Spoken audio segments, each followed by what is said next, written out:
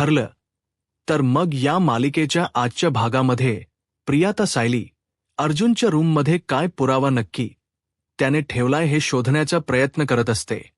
आणि ज्यावेळी ती ड्रॉवरमध्ये पाहते तर त्यामध्ये तिला 3 पिशव्या दिसतात ज्यावर नाव लिहिलेलं असतं मैना प्रतिमा आणि प्रिया, आणि त्यामध्ये केसांचे सॅम्पल असतात.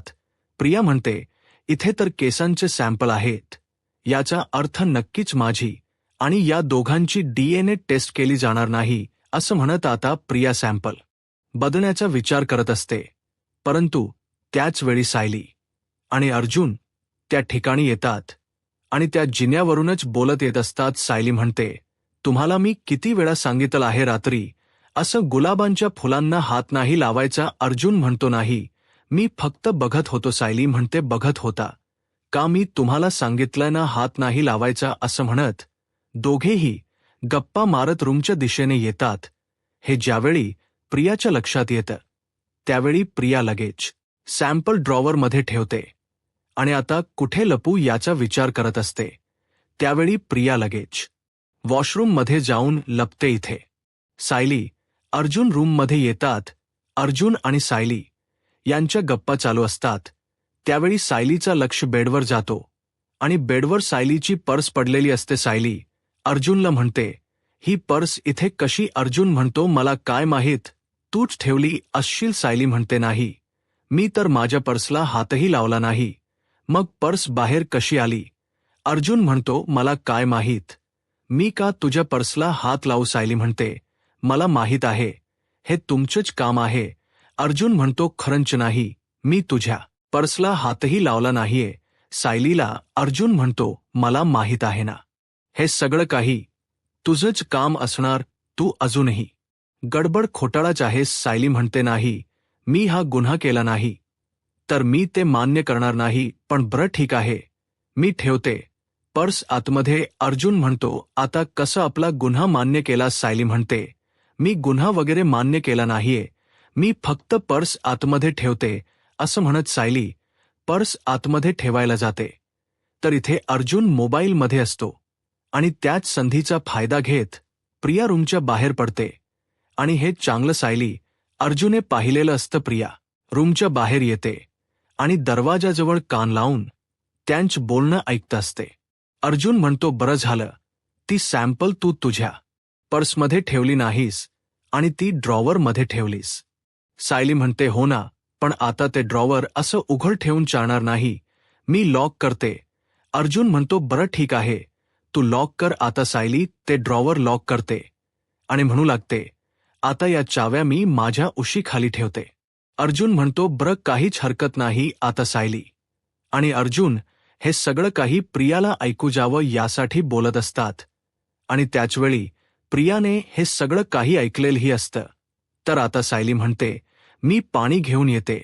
आता सायली रूमच्या बाहेर येणार त्या अगोदरच प्रिया तिच्या रूममध्ये निघून जाते. सायलीला हे सगळं काही माहीत असतं, परंतु प्रियाला मात्र याचा काहीच अंदाज नसतो.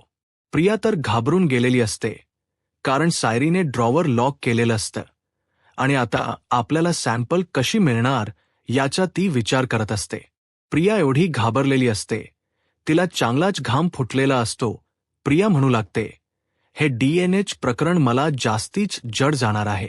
आता तिघांचे सॅम्पल त्यांच्याकडे आहेत, म्हणजे कधीही कुठल्याही क्षणी DNAच टेस्ट होऊ शकते.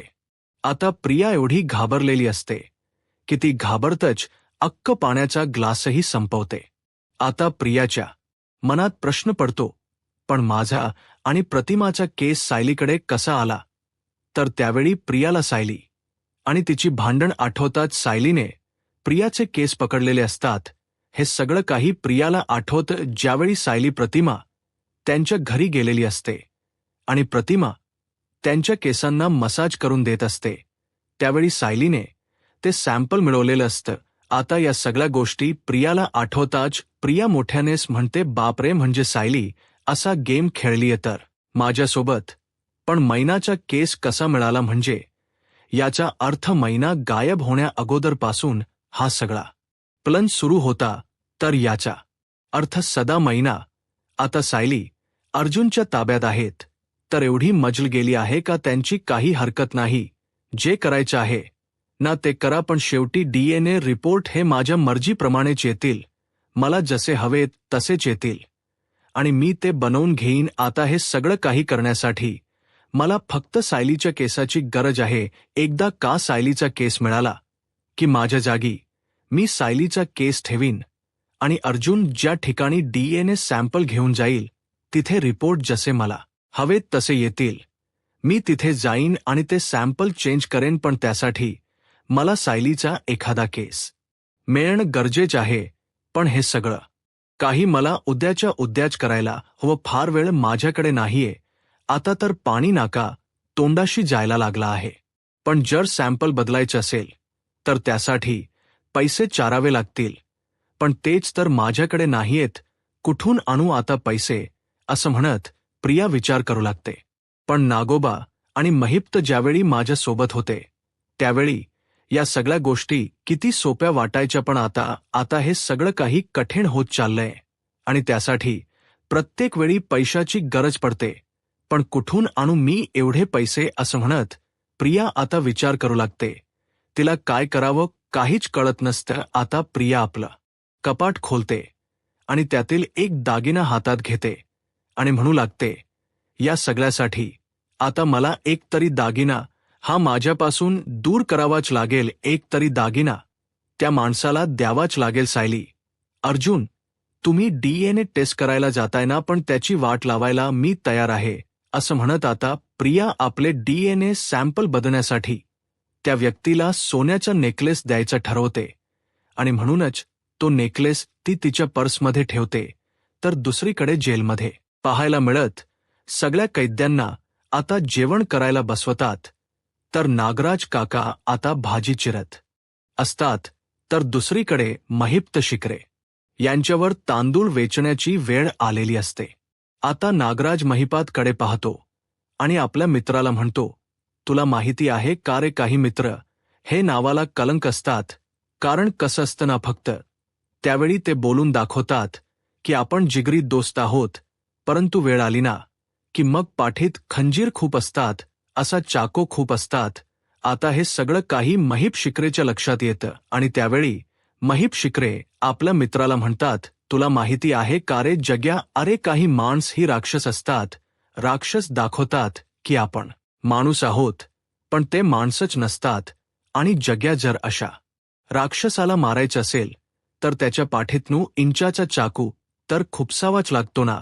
आता महिप्त शिकच हे बोलणं ऐकून नागराज आपल्या मित्रांना म्हणतो, काही माणस ही अशी असतात ना की फक्त ती नुसती बोलतात, पण करून दाखवायची वेळ आली ना की त्यांचे हातपायत गळून पडतात. म्हणजे बघ ना, मारण्याची सुपारी घ्यायची तीन लोकांची, परंतु त्यातल एकही मरत नाही, सगळे जिवंत राहतात. आणि तुला सांगू का, एक तर त्यामध्ये छोटीशी मुलगी असते, तिला मारायचं असतं आणि हे तिलाही मारू शकत नाही, तिलाही हात लावू शकत नाही. बोला मग काय उपयोग आहे अशा मैत रांचा आणि अशा या माणसांचा. आता नागराज हे बोलणं ऐकल्यानंतर महिप शिकरे आपल्या मित्राला म्हणतात, काय आहे ना जग्या, सुपारी घेणाऱ्या माणसांपेक्षा बिनकामाची माणस आजूबाजूला जास्त असतात. अशी ही बिनकामाची माणसं असतात ना, ती भावाने फेकलेल्या तुकड्यावर जगतात आणि म्हणूनच तर त्यांची मनगट लुळी पडलेली असतात. तर आता नागराज हे बोलणं ऐकताच भावाच्या जीवावर जगणारा भाऊ परवडला, पण स्वतःच्याच पोरीला वाचून शकत नाही. त्याच्या काय स्वतःची पोरगी तुरुंगात जायला नको म्हणून तिच्या नावाने तिच्या मरणाच नाटक. आता महिप शिकरे मोठ्यानेच बोलतात, नाग्या, असं म्हणत नागराजला आता पुढे काही बोलूच देत नाहीत.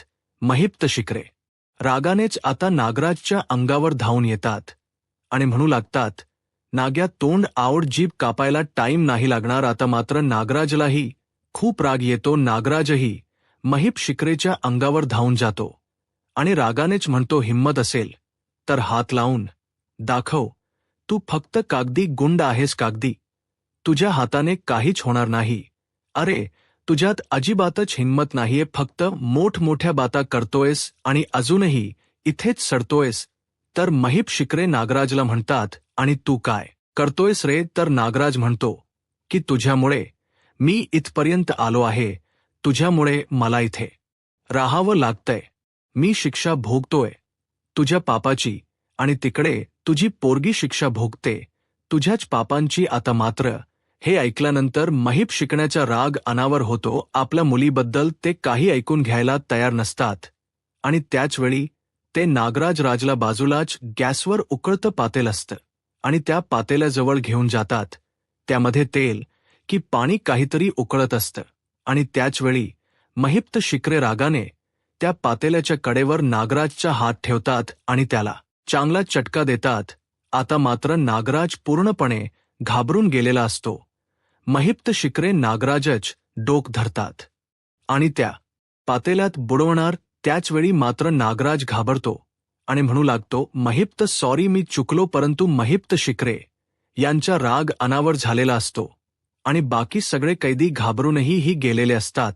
त्यांना काय करावं काहीच कळत नसतं. गॅस चालू असतो आणि वरती पातेल्यात जेवण शिजत असतं. आता मात्र सर्वजण घाबरून गेलेले असतात.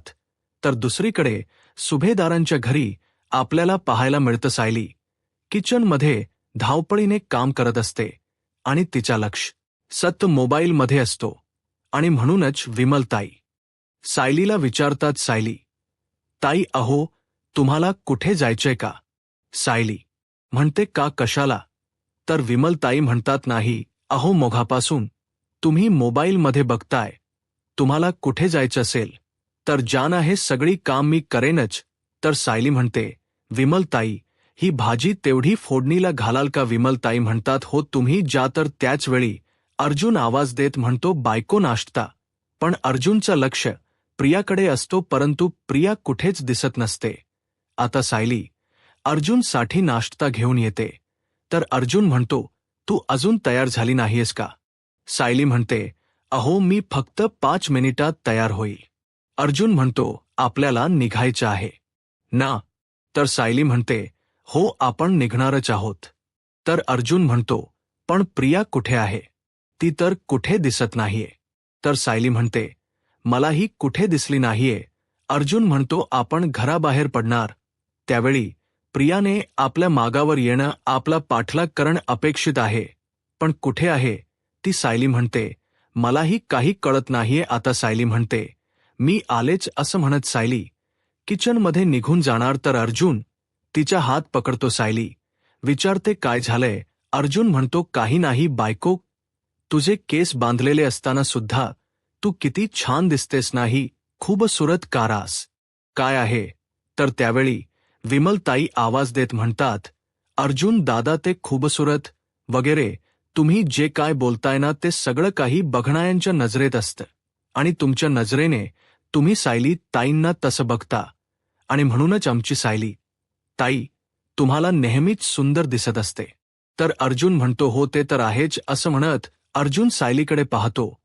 तर दुसरीकडे इथे जेलमध्ये आपल्याला पाहायला मिळतं, आता सर्वच कैदे घाबरून गेलेले असतात. ते हवालदार साहेबांना आवाज देऊ लागतात. इथे मात्र महिप्त शिखरे यांचा पारा इतका चढलेला असतो की त्या उकळत्या पाण्यात ते नागराजच डोक घालायचं ठरवतात. परंतु त्याचवेळी ते स्वतःला आवडतात आणि नागराजला म्हणतात, यापुढे जिभेवर ताबा ठेवायचा आणि बोलताना सांभाळून बोलायचा, कारण आतापर्यंत 15 मुर्दे पाडले आहेत, 16वा तू असशील. असं म्हणत त्यांनी आता नागराजला धमकी दिलेली असते. तर त्याचवेळी त्या ठिकाणी हवालदार साहेब येतात आणि विचारतात, काय काय चाल इथे, चला सगळ्यांनी आपापली काम करायला बसा. असं म्हणत ते आता सगळ्यांना काम करायला सांगतात. नागराज मात्र त्या पातेल्याच्या तिथेच बसून असतो. नागराज पूर्णपणे घाबरून गेलेला असतो. त्याला चांगलाच खांब फुटलेला असतो. महिप शिकचारूद रावतार पाहून नागराजला काय करावं काहीच कळत नसतं. तो घाबरतच महिप्त शिककडे पाहतो, परंतु महिप्त शिकच्या नजरेला पण आता नागराज घाबरून गेलेला असतो. तर दुसरीकडे सुभेदारांच्या घरी आपल्याला पाहायला मिळतं, अर्जुन सायलीकडे पाहतच बसतो. त्याची नजर काही हटत नसते आणि तो सायलीचे हात हातात घेतो. तर त्याचवेळी तिथे कल्पनाताई आणि प्रतापराव आलेले असतात. आता दोघेही अर्जुनला भानावर आणतात. त्यावेळी अर्जुन कुठे भानावर येतो, तर दोघेही अर्जुनवर हसू लागतात. तर प्रतापराव आता कल्पना ताईंना म्हणतात, कल्पना आपण इथेच नाश्ता करायला बसूयात की जाऊयात आपण रूममध्ये. तर अर्जुन म्हणतो बसा ना डॅड. तर कल्पना ताई म्हणतात, अर्जुन अरे बघाव, त्यावेळी 4 माणसांमध्ये तुझ रोमान चालूच असतो. अर्जुन म्हणतो काय करणार मग मम्मा, कारण माझी बायको दिवसभर इतकी काम करते आणि थकून जाते की रूममध्ये गेल्यानंतर लगेच सोपी जाते.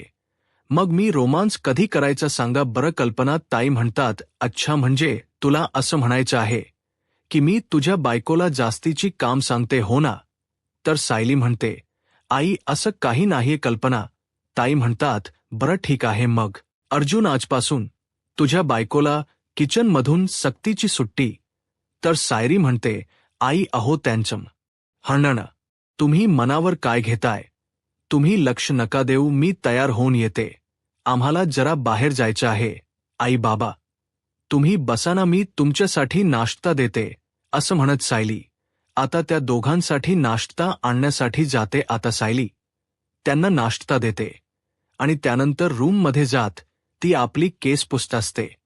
आणि त्याचवेळी प्रिया त्या ठिकाणी येते आणि सायलीला विचारते, सायली अग तुझे काही कपडे धुवायचे आहेत का. तर सायली म्हणते की हो बाथरूममध्ये आहेतच. आता सायली केस पुसते आणि आपलं टॉवेल तिथे खुर्चीवर ठेवते. ते प्रिया पाहते. प्रिया मनाशीच म्हणते, सायलीच जर हे केस पुसलेल टॉवेल मला मिळालं तर सायलीचा एखादा केस तरी मला नक्कीच मिळेल. असं म्हणत प्रिया आता बाथरूमातली कपड्याची बादली घेऊन येते आणि सायलीला विचारते, सायली अग हे टॉवेल सुद्धा धुवायचे आहे का. सायली म्हणते, नाही नको मी हाताने धुवेनच. प्रिया म्हणते, अग मी मशीन लावतच आहे ना, मग त्यामध्ये टाकते ना. सायली म्हणते, नाही नको, हाताने धुतलं की स्वच्छ होतं. प्रिया म्हणते, अग मी नवीन कपडे धुण्याची डिटर्जंट पावडर आणलीच आहे, मग त्यामध्ये टाकलं तर नक्कीच स्वच्छ होईल. तर सायली म्हणते, अगं पण खरंच नको. प्रिया म्हणते, अग एकदा टाकून तर बघ बघ, जर स्वच्छ नाहीच झालं तर मग तू त्यानंतर पुन्हा धू, काहीच हरकत नाही. तर आता सायली विचार करत म्हणते, प्रियस नक्की काय चाललंय. यावेळी तिने तर आमच्यावर लक्ष ठेवायला हवा, पण ती तर कामांमध्ये बिझी असल्याच दाखवते. पण ती जर अशीच रिंगाळेत इथे राहिली तर मग मी सॅम्पल घेऊन बाहेर कशी पडणार नाही, मला इथून हिला खालवावच लागेल. प्रिया म्हणते, काय झाले सायली, अगं एक टॉवेल तर धुवायला टाकायचे, इतका कसला विचार करते. सायली म्हणते, जा बाई एकदा जा घेऊन. तर प्रिया लगेच खुश होते. ते टॉवेल घेऊन ती बाहेर पडते. सायली म्हणते, या प्रियाच ना मला काहीच कळत नाही, म्हणजे हिच्या मनात नक्की काय चालू हे काहीच कळत नाहीये. एव्हाना तिने आमच्यावर लक्ष ठेवायला हवा होता. आम्हाला वाटलं होतं की ही आमच्या मागावर येईल, पण ही असं काहीच करत नाहीये. ही तर आता कपडे धुण्याचा विचार करते. खरंच हे सगळं काही नाटक तर नसेल ना. कदाचित प्रिय हे सगळं काही मुद्दाम म्हणून दाखवण्याचा प्रयत्न करत असेल. कदाचित तिला हे दाखवायचे असेल की मी कामांमध्ये बिझी आहे आणि आम्ही एकदा घराबाहेर पडलो की नक्कीच ती आमच्या मागावर येईल. असू देत, मला आता सॅम्पल घ्यायला हवेत. असं म्हणत सायली ड्रॉवरमधील सॅम्पल घेते आणि आता सॅम्पल घेऊन निघालेली असते. तर दुसरीकडे पाहायला मिळत प्रिया आता धुण्याच्या कारणाने जे सायलीच टॉवेल घेऊन गेलेली असते ते टॉवेल ती मशीनमध्ये न टाकता आपल्या रूममध्ये घेऊन येते आणि त्या टॉवेलवर सायलीचा केस शोधण्याचा प्रयत्न करते आणि शेवटी सायलीचा एक केस त्या टॉवेलवर तिला मिळतोच. प्रिया खुश होते आणि म्हणू लागते, झालं, मला सॅम्पल मिळालं. असं म्हणत आता ते पिशवीत ठेवते आणि त्यावर प्रिया असं नाव लिहिते आणि म्हणू लागते, आता सायली अर्जुनचा पाठलाग करायला हवा. एकदा का हे सॅम्पल मी तिथे नेऊन ठेवलं, मी एकदा का सॅम्पल बदललं आणि हे बदलण्यासाठी त्या माणसाच्या हातात हार ठेवला तर मग तो माणूस नक्कीच हे सॅम्पल बदलेल आणि मला जस हवाय तसा रिपोर्ट येईल. एकदा का सायली अर्जुनला कळालं की ही प्रियाच तन्वी किल्लेदार आहे तर मग मात्र त्यांना धक्का बसेल आणि मग मात्र माझा नादही सोडतील. असं म्हणत प्रिया सॅम्पल पर्समध्ये ठेवते. तो हार बघते. आणि त्यानंतर आता सायली अर्जुनच्या मागावर जाण्यासाठी ती सुद्धा तिथून निघालेली असते. तर दुसरीकडे जेलमध्ये आपल्याला पाहायला मिळतं महिप्त शिखरेवर आता पिशव्या शिवण्याची वेळ आलेली असते. महिप शिकले पिशव्या शिवत असतात. आता हवालदार साहेब सगळ्यांचं काम पाहत असतात आणि महिप्त शिगरेने शिवलेल्या पिशव्या पाहतात. त्यावेळी ते चिडतात आणि म्हणू लागतात, कशा शिवलास, पिशव्या नीट शिव असं म्हणत ते तिथून निघून जातात. तर आता महिप्त शिगरे त्यांच्या हातातील कात्री त्यांच्यावर उगारूनच म्हणतात, आतापर्यंत फाडलेली मांस कधी जोडली नाही आणि आता इथे पिशव्या शिवू, परंतु शेवटी महिप्त शिकरेचा नाईलाज असतो. महिप्त शिकरे आपलं काम करत असतात. त्याचवेळी नागराज त्या ठिकाणी येतो आणि महिप्त शिखरेच्या समोर भरपूर साया शिवलेल्या पिशव्या टाकतो. तर आता महिप्त शिखरे त्या पिशव्या पाहतात आणि नागराजला म्हणतात, तू आता माझी मदत करणार. नागोबातल असणार विष कुठे गेल्या. तर नागराज हसू लागतो आणि महिप्त शिकरेना म्हणतो, या नागोबाला अगदी बरोबर कळतं कोणाला अडसायचं आणि कोणाला नाही. ते महिप्त, अरे आपण जर एकमेकांचे गळे पकडले तर कसं होईल सांग ना. अरे आपण एकमेकांसोबत राहू, एकमेकांची मदत करू, तरच आपण लवकरात लवकर इथून सुटू. तर महिप्त शिकरे नागराजला म्हणतात, ए नाग्या, मी तर इथून बाहेर पडणारच आहे, पण तुझी आणि माझी शिक्षा वेगळी आहे, हे तर तुला माहीत आहेच ना. तर नागराज महिप्त शिकरेना म्हणतो, महिप्त, अरे काहीही झालं तरी जेलच्या बाहेर गेल्यानंतर तुझी सगळी काम करण्यासाठी माझी गरज तर लागणारच आहे, हो की नाही. आता मात्र महिप्त शिकले काहीच बोलत नाहीत. तर नागराज त्यांना म्हणतो, अरे महिप्त दोस्तीत मस्ती नो कुस्ती.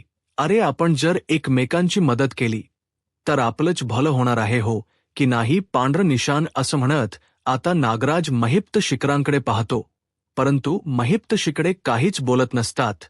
तर नागराज मनाशीच म्हणतो, हो बोल महिप्त, हो बोल, कारण त्या प्रियाकडून आता माझ्या काहीच अपेक्षा नाहीयेत आणि इकडे जर तुझ्याशी दुश्मनी झाली तर मग मात्र मी जेलच्या बाहेर पडूच शकत नाही.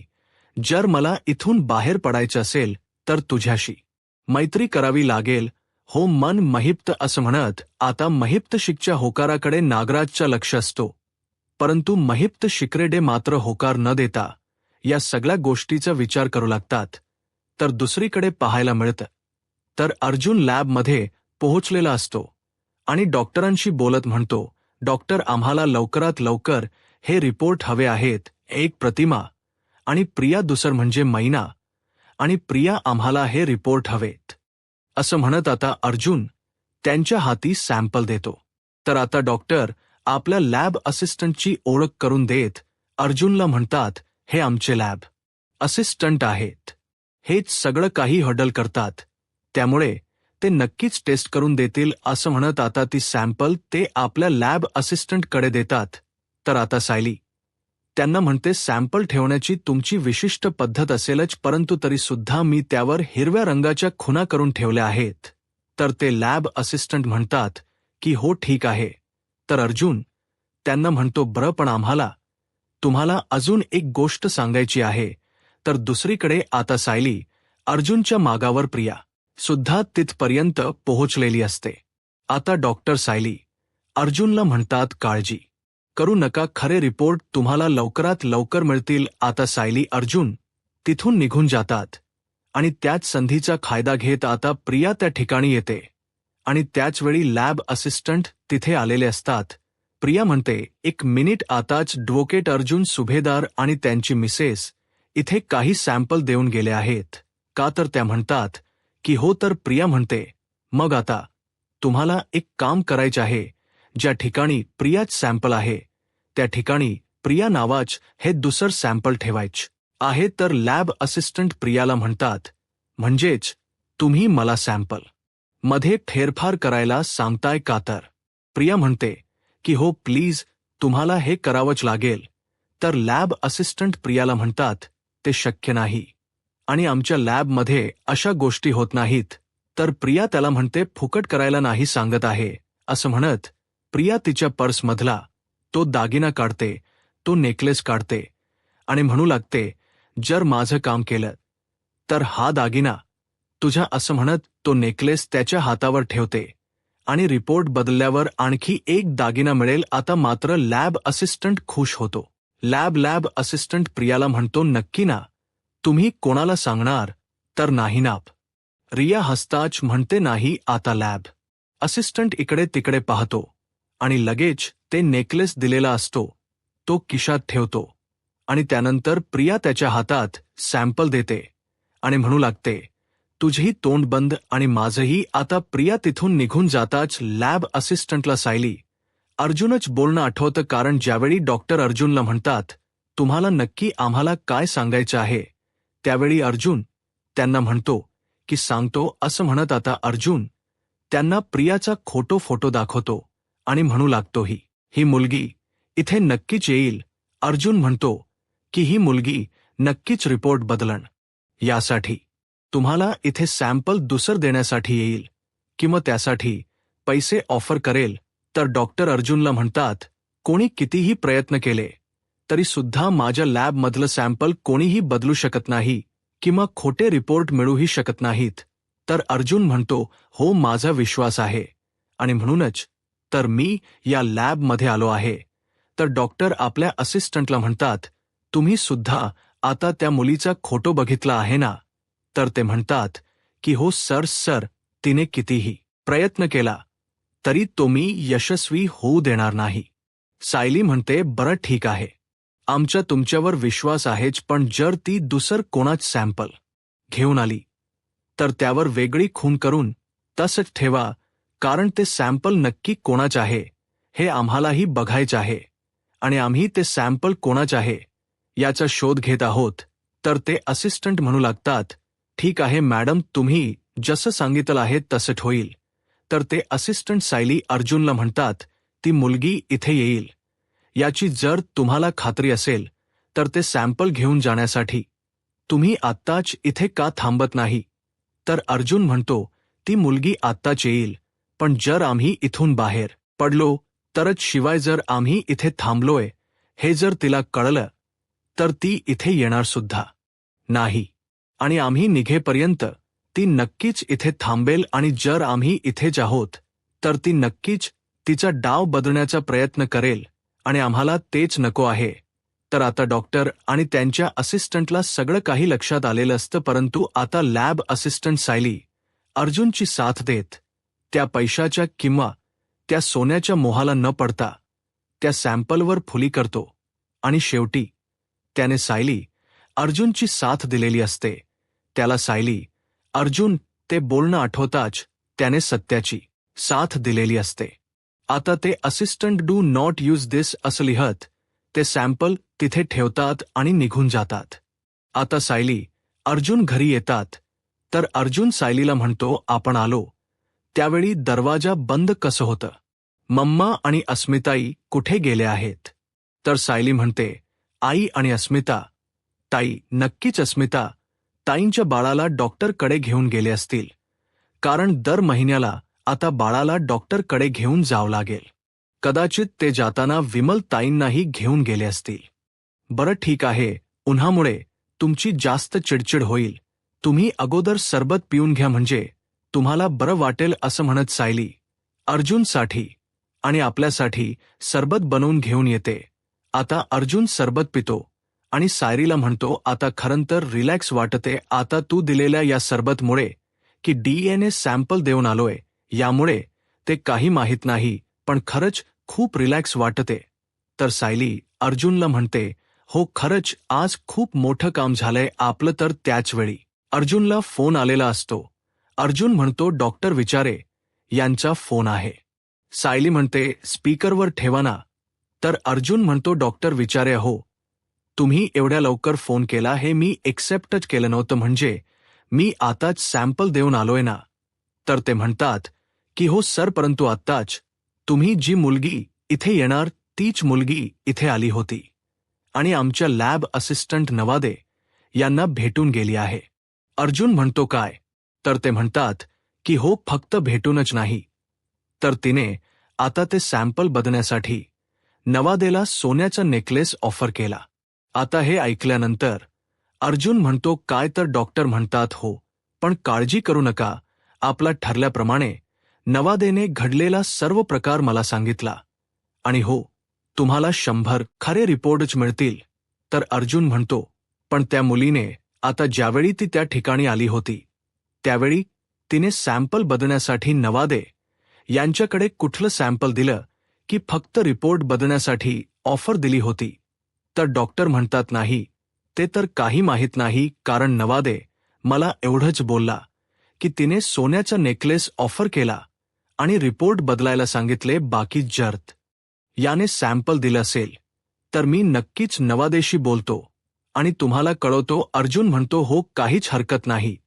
तर त्यानंतर आता सायली डॉक्टरांना म्हणते, डॉक्टर रिपोर्टर, तुम्ही आम्हाला योग्य देणार याची आम्हाला पूर्ण खात्री आहे, विश्वास आहे. पण आता तिने जो नेकलेस तुमच्यापर्यंत आणून दिला आहे त्याचा मला फोटो पाठवाल का? आणि आम्ही तिथे कलेक्ट करेपर्यंत तो तुम्ही सांभाळून ठेवाल का? डॉक्टर म्हणतात, हो, नक्कीच. तर आता अर्जुन डॉक्टरांना म्हणतो, doctor, thank you so much की आज तुमच्यामुळे आम्हाला आमचे खरे रिपोर्ट मिळणार आहेत. डॉक्टर म्हणतात की हो, निश्चिंत रहा, आम्ही तुमचं काम नक्कीच करणार आहोत. असं म्हणत अर्जुन फोन ठेवतो. तर आता अर्जुन सायलीला म्हणतो, सायली, शेवटी तुझ्या ट्रॅपमध्ये ती प्रिया अडकलीच. सायली म्हणते, मला माहीत होतं ती अडकणारच. तर अर्जुन म्हणतो, आता फक्त खरी तन्वी कोण आहे हे आपल्याला कळायला हो. तर अर्जुन म्हणतो, पण आता फक्त 2च पॉसिबिलिटी आहेत. एक तर तिने खोटे रिपोर्ट बनवायला सांगितले असतील, किंवा दुसरं म्हणजे सॅम्पल दिलं असेल. आणि जर तिने सॅम्पल दिलं असेल तर ते सॅम्पल आपल्याला मिळवायला हवं, की जेणेकरून आपल्याला कळेल की खरी तन्वी कोण आहे. आणि जर तिने सॅम्पल दिलं असेल तर यावरून हे सिद्ध होतं की खरी तन्वी कोण आहे हे तिला माहीत आहे. आणि जर तिने सॅम्पल दिलंच नाही तर खरी तन्वी कोण आहे हे तिला माहीत नाही. एवढं मात्र नक्की. तर सायली म्हणते, जर तिला खरी तन्वी कोण आहे हे जर माहीत असेल तर ते आपल्याला लवकरात लवकर कळायला हवं. देव करो आणि आपल्याला लवकरात लवकर खरी तन्वी कळू देत, म्हणजे पूर्ण आजींची एवढ्या वर्षांची असणारी इच्छा पूर्ण होईल. आणि दुसरी गोष्ट म्हणजे खरी तन्वी आपल्याला सापडेल. खरी तन्वी सापडणं आपल्यासाठी खूप गरजेचं आहे. आणि मला माहीत आहे, देवी आई आता जास्त वेळ आपला अंत नाही पाहणार. लवकरात लवकर ख्या तन्वीपर्यंत आपण पोहोचणारच. अर्जुन सायलीला म्हणतो, बायको, ते सगळं काही ठीक आहे, पण तू नेकलेसचा फोटो का पाठवायला सांगितला? तर सायली म्हणते, ज्या अर्थी तिने तिथे आपला सोन्याचा दागिना दिलाय, तो दागिना तिला लग्नानंतरच मिळाला असेल. एकतर रविराज काकाने दिला असेल, नाहीतर पूर्णाचीची किंवा आई म्हणजे आपल्यापैकीच कोणीतरी तिला लग्नात दिलेला तो दागिना असू शकतो. म्हणजे तिचं स्त्रीधन ती आता या नको त्या कामासाठी, गैरवापरासाठी वापरत आहे. आणि ते तिचं स्त्रीधन आहे, या खर्ची ती लक्ष्मी आहे. आणि असं स्त्रीधन मी घराबाहेर पडू देणार नाही. पण एकदा का तो नेकलेस आपल्याजवळ आला तर योग्य वेळ आल्यानंतरच आपण त्याचा वापर करायचा आहे. तोपर्यंत तिला त्यातलं काही कळू द्यायचं नाही. तर अर्जुन सायलीची ही भन्नाट कल्पना ऐकून सायलीला म्हणतो, चल, ग्रॅज्युएशनचा फॉर्म भरून ये. अगोदर ग्रॅज्युएशन कंप्लीट कर आणि त्यानंतर वकिलीची डिग्री ही कर. सायली म्हणते, अहो, काय बोलताय हे? अर्जुन म्हणतो, हो, तुझ्यासाठी हे गरजेचंच आहे. बायको, तुझं डोकं एखाद्या वकिलापेक्षा सुद्धा चांगलं चालते, मग तू वकिलीची डिग्री का घेत नाहीयेस? तर सायली अर्जुनला प्रेमानेच म्हणते, काही गरज नाहीये त्याची, कारण मला असंच वकिली बहीण म्हणून वावरायला जास्त आवडतं. तर अर्जुन म्हणतो, हो का? आता प्रिया घरी आलेली असते. प्रिया खूप खुश असते आणि त्या आनंदाने ती आईस्क्रीम घेऊन आलेली असते. ती सायली अर्जुनला विचारते, तुम्ही आईस्क्रीम खाणार आहात का? अर्जुन म्हणतो, नाही, नको. तर आता प्रिया आईस्क्रीम खात असते. सायली तिला विचारते, आज एवढे खुश का आहेस? काही घडलंय का? तर प्रिया म्हणते, का काय झालं? खुश राहण्यासाठी काही कारणाची गरज असते का? माणूस असंही खुश असू शकतो आणि मी अगदी खूप खुश आहे. सायली म्हणते, बरं, ठीक आहे. आता सायली, अर्जुन प्रियाकडे दुर्लक्ष करण्याचं नाटक करतात. तर प्रिया मनाशीच म्हणते, खरं तर सायली, अर्जुन मी खुश का आहे हे तुम्हाला लवकरच कळेल. तुम्हाला काय वाटलं सायली? अर्जुन, तुम्हीच हुशार आहात का? पण खरं तर तुम्ही मूर्ख आहात. मूर्ख कारण आता मी जे काही केले त्यानंतर जे रिपोर्ट तुमच्या हातात येतील त्यावेळी तुम्हाला कळेल की खरंच मी प्रतिमा किल्लेदार हिची मुलगी आहे. मग बघा तुम्हीच कसे तोंडावर पडाल आणि तुमच्या चेहऱ्यावरचा रंग सोडून जाईल. तर आता हे सगळं काही प्रियाच स्वप्न असतं. तर अर्जुन प्रियाकडे पाहतो. आता प्रियाला तिच्या मैत्रिणीचा फोन येतो. प्रिया तर खुश असते आणि म्हणते, हो ना, किती दिवस झाले आपण भेटलोच नाही. हो, मी आज फ्री आहे ना, आपण एक काम करू, बाहेर जेवायला जाऊ. असं म्हणत आईस्क्रीम खात खात प्रिया आपली पर्स घेऊन घराबाहेर पडते. तर अर्जुन सायलीला म्हणतो, काय कॉन्फिडन्स आहे ना हिच्यात, म्हणजे हिला असं वाटते की DNA रिपोर्ट हिला जसे हवेत तसेच येतील. तर सायली म्हणते, एकदा का रिपोर्ट आपल्या हाती आले आणि हिच्या समोर उघडलेत ना की हिच्या चेहऱ्यावरचा रंग सोडेल बघा तुम्ही. तर येणाऱ्या पुढील भागामध्ये आपल्याला पाहायला मिळतं अर्जुनला डॉक्टर विचारे यांचा फोन येतो. डॉक्टर त्याला ज्यावेळी सत्य सांगतात त्यावेळी अर्जुन म्हणतो, व्हॉट, म्हणजे प्रियाने एक वेगळं सॅम्पल तिथे आणलं होतं. तर डॉक्टर विचारे म्हणतात की हो. तर अर्जुन म्हणतो, ते सॅम्पल अजूनही तुमच्याचकडे आहे ना? तर डॉक्टर म्हणतात की हो, लॅबमध्ये आहेच. तर आता सायली अर्जुनला विचारते की काय झाले? तर अर्जुन म्हणतो की आपला प्लॅन सक्सेसफुल झाला आहे. आपण जसं ठरवलं होत तसंच घडलं आहे. खरी तन्वी कोण आहे हे प्रियाला चांगलंच माहीत आहे. ते सॅम्पलमुळे आपण ख्या तन्वीपर्यंत पोहोचू. तर दुसरीकडे लॅबमध्ये असणारे कर्मचारी ते लॅबमध्ये असणार. ते सॅम्पल डू नॉट यूज दिस असं लिहिलेलं असतं म्हणून डस्टबिनमध्ये टाकतात. आता तर दुसरे कर्मचारी त्या ठिकाणी येतात आणि तो कचरा घेऊन जातात. तर अर्जुन, सायली आणि चैतन्य लॅबमध्ये पोहोचलेले असतात. तर डॉक्टर विचारे आपल्या असिस्टंटला म्हणतात, नवादे यांनी जे सॅम्पल क्रॉस करून ठेवलं होतं ते कुठे आहे? तर ते म्हणू लागतात, आत्ताच मी ते टाकलं आहे. आता मात्र सायली अर्जुनला धक्काच बसतो. आता सायली अर्जुनला ते सॅम्पल मिळेल का ते शोधण्यामध्ये सायली अर्जुन यशस्वी ठरतील. यूट्यूब चॅनलला सबस्क्राईब करा आणि व्हिडिओ लाईक करा. धन्यवाद.